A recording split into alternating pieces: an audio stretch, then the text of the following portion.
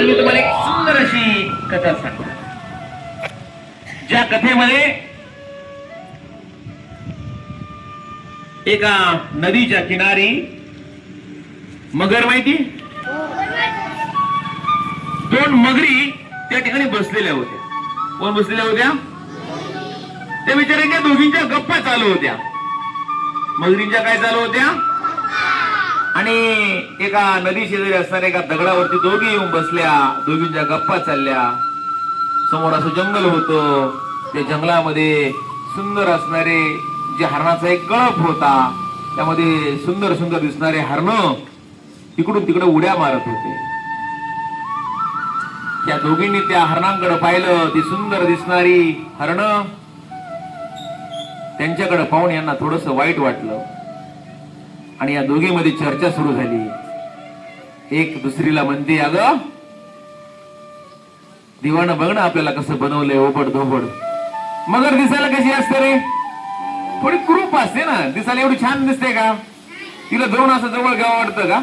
मांजराच्या कुत्र्याच्या पिलासारखं नाही ना. हरणाचं पिल्लू घ्यावं वाटतं जवळ आपल्याला, बरोबर आहे की नाही? आणि म्हणजे दोघीमध्ये चर्चा चालली, अगं आपल्याला देवानं कसं बनवलंय बघ ना, त्या हरणांना किती सुंदर बनवलंय ग. आपण मेल्या दयबद्री आहोत, आपल्याला देवानं सुंदर नाही ना बनवलं. आणि तेवढ्यामध्ये काय होतं, एक शिकारी कुत्रा त्या हरणाच्या पाठीमागे लागतो.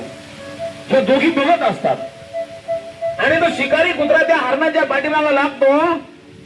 ते हरण जीवाच्या आकांतानं पळत असतं. या दोघी पाहत असतात.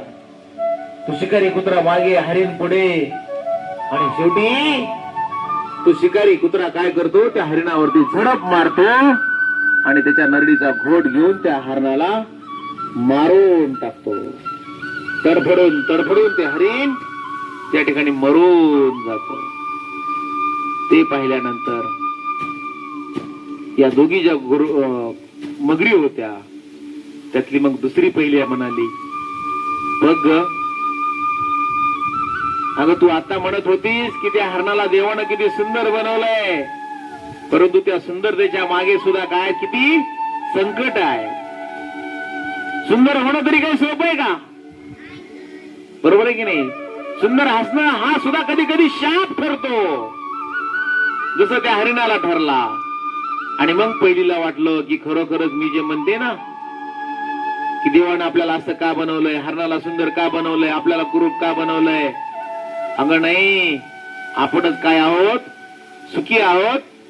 निसर्गानं देवानं आपल्याला जे बनवलंय त्या निर्मात्यानं ते बरोबर बनवलंय. आणि मग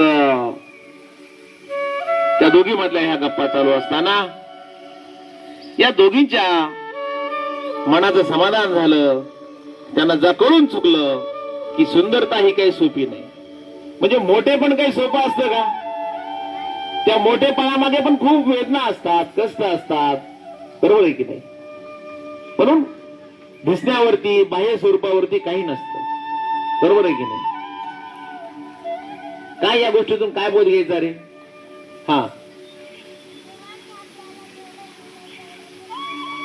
बरोबर आहे, अगदी बरोबर. देवानं निसर्गाने आपल्याला जसं बनवलं ना, त्यावर आपण समाधानी असलं पाहिजे. दुसऱ्याशी उगाचच तुलना करून दुःखी होत बसायचं नाही. हा, आणखी